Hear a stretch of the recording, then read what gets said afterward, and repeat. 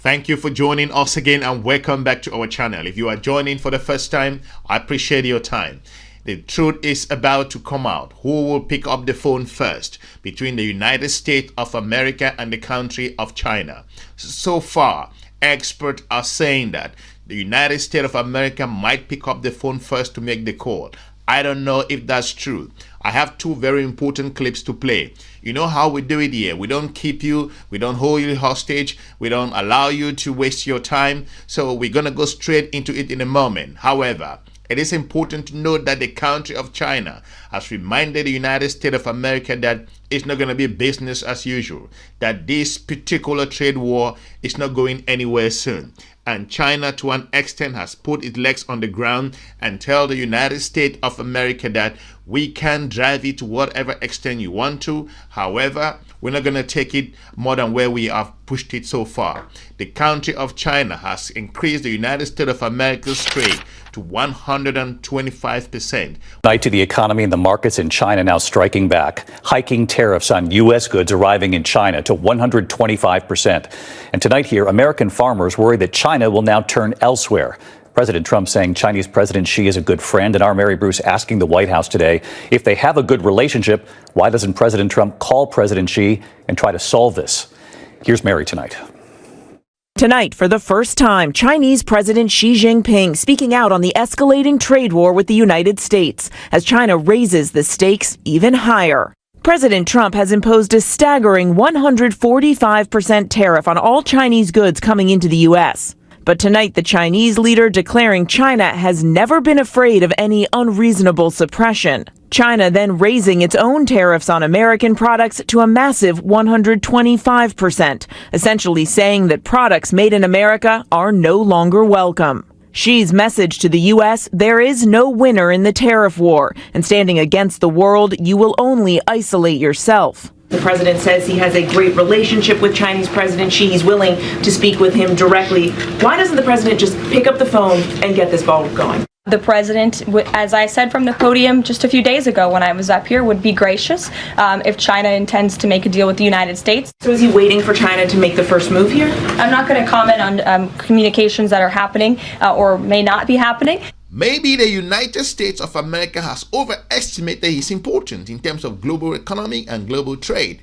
And more importantly, maybe the US also failed to understand, to basically look into global South countries and the importance and the gravitas of China. So this particular trade war is nice to come out so we know where countries stand. And more importantly, the US may be folding itself in a number of areas. And China has realized that the US may be vulnerable in a number of economic issues. And more importantly, China understands its value regards to the trade with the United States of America.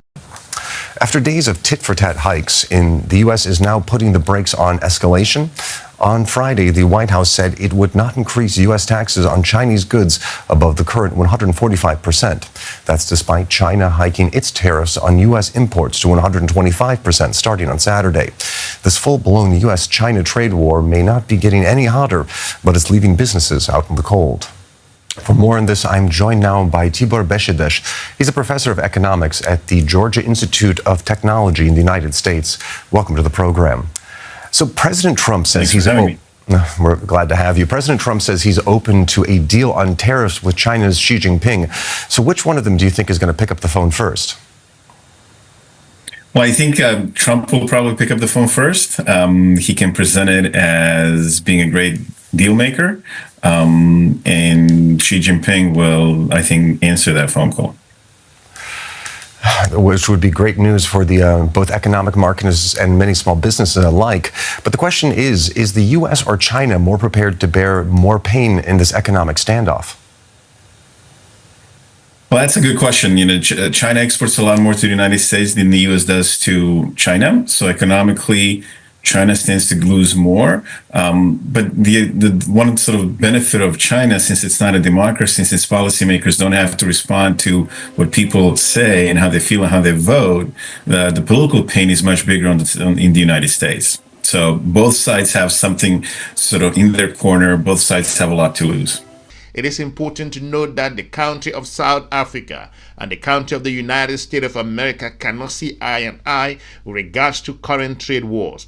However, at this particular time, the country of China is reminding the United States of America that the current particular global economy, that we are a major player in it, that you do not to an extent have the full leverage. I think the United States of America to an extent overestimated its importance in terms of the global economy. And this particular move that China has taken is being observed by countries of the global south. And it's important to note that Africa is watching very closely, and also global south countries, Russia, including the country of South Africa, Brazil, India, are observing how China is standing up to the United States of America. Prices already rising on everything from clothes to toys to electronics. And China's retaliatory tariffs already taking a toll. From Illinois to Ohio to Iowa, ABC News speaking with American farmers who rely on China to purchase their crops, like soybeans. China buys more American soybeans than any other country, paying U.S. farmers nearly $13 billion last year. Farmers like Chris Gould in Maple Park, Illinois, telling our Alex Perez he's bracing for a big hit. When we lose our biggest customer, that has a significant impact on us. In Williamsport, Ohio, Scott Metzger, a sixth-generation farmer, worries China will now get their soybeans from other countries. It could have long-term consequences that we may never gain back from it. And Dave Walton from Wilton, Iowa, warns when farmers suffer, all of rural America suffers too. In Iowa, ag is the basis of our entire economy of the state. So you take that kind of revenue out and it hurts everyone. Now, President Trump gave U.S. farmers a $23 billion bailout in his first term when China put tariffs on U.S. agriculture, and they're talking about possibly doing it again. U.S. taxpayers would have to pay for that, though. And it's not just farmers who are worried. We are seeing this trade war take a real toll on American consumer confidence, that number plunging down 11% just in the last month. David, it is now at its second lowest level on record. David. Mary Bruce, live at the White House on a Friday night. Mary, thank you. I think experts say that the United States of America might pick up the phone first. I'm not an economist, but I'm observing how things are going. But make no mistake, China to an extent understands how this is going to impact the United States of America. And a lot of American farmers and also business companies looking at major corporations do manufacture their product from the country of China. And they understand what this impact is going to be. I wonder how the United States of America's leader at this particular time will not understand where things stand. However, officials in the United States of America are still pushing that the United States does have leverage based on expert information, economics, and also people who understand how trade war will work, that the U.S. may not have leverage to an extent. But more importantly, we continue to see how this particular relationship keeps deteriorating at the moment as we see China standing its grounds regards to the United States of America. Now, if a deal actually does take place, what exactly could it look like? How could we see the economic chessboard shaping up afterwards? Well, it's a good question. I think there is a path to a deal, and there was in the first Trump administration there was the U.S.-China trade deal, which was labeled Part 1. This could be Part 2. And that deal would then largely have something about reducing tariffs on both sides, perhaps getting them back down to the level in the first Trump administration. I don't see them going down to zero just now. But both sides would relent on the tariffs and probably have some sort of an agreement about how much would be purchased by either side. And especially that would probably be the U.S. demand that China starts to import more of the U.S. products. Even if a deal actually does take place, one question that keeps occurring to me is businesses hate uncertainty, and these type of trade wars increase that amount of uncertainty. So even if a deal does take place, could this have a long-term chilling effect on international trade and business deals between China and the United States moving forward? Yes, all of these tariffs have opened up a Pandora's box of uncertainty, and there's really no way of putting that back into the box. Certainly is here with us to stay for some time. Even this pause of 90 days on the reciprocal tariffs is just for 90 days. Who knows what's going to happen in 90 days or even in 10 days. So uncertainty has increased, and that's going to create a lot of problems for businesses to plan for the long run. All right, now let's move the conversation to Europe if we could. President Xi wants to team up with the European Union to resist Trump's trade policies. Could Europe now pivot more towards China as a more reliable trade partner? That will probably happen precisely because there's more uncertainty with the United States. And if you can't plan for the long haul, then you're going to try to look for more solid partners, more trustworthy partners. And it seems like it would be both in China's and EU's favor to work with each other.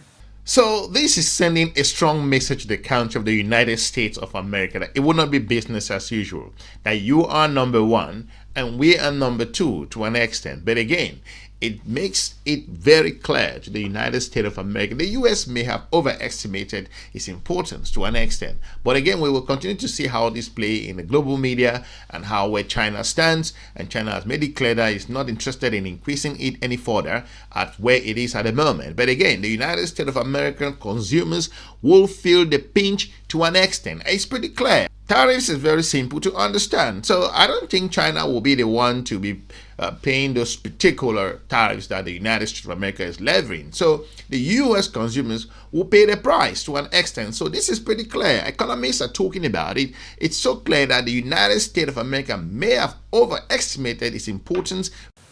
And could we also see this type of tariffs dispute also help China increase its economic clout in Southeast Asia and Africa as well? I mean, with so many random decisions coming out of the White House regarding trade policy, could we see a situation where China becomes a more stable economic influence in developing nations? Absolutely. I mean, it was already doing that with using its Belt and Road Initiative. This randomness coming out of the White House will just push more countries into China's corner. All right. That was Tibor Beshides from the Georgia Institute of Technology. Thank you very much for your assessment.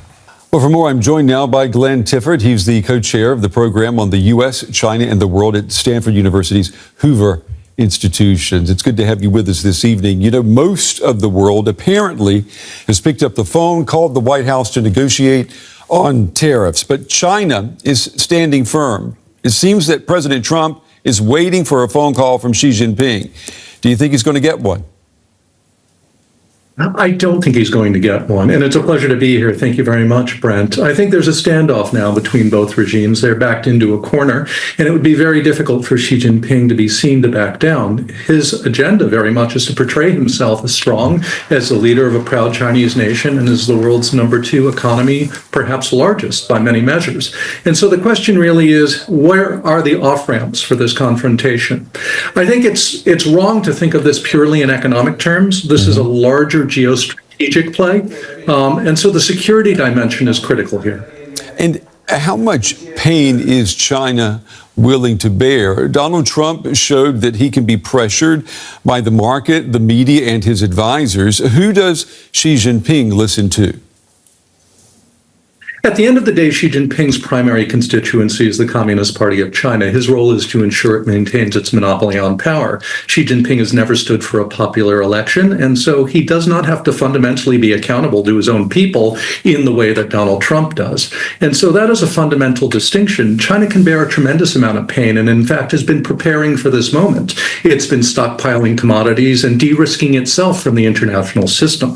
I think this is a preview, really, if one thinks that there might be a larger geostrategic confrontation ahead, particularly over Taiwan. This is a preview of larger market disruptions that could be in store. You know, there has been a lot of talk about which side is better positioned for a trade war economically, but which leader would you say is in the better political position tonight?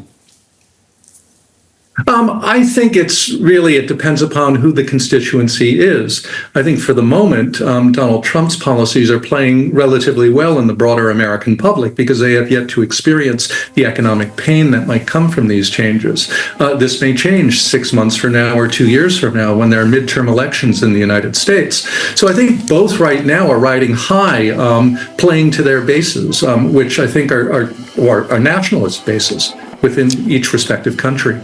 Let me know what you think with regards to how this particular trade war will end between the United States of America and the country of China, and why China, to an extent, has its own leverage. The United States is an important market for Chinese products, and also China is the manufacturing capital of the world, and they understand their value and their importance, and this is not going to go anywhere soon. I want to thank you for watching. I will be looking forward to meeting you soon in our next episode. Have a good day. Bye-bye.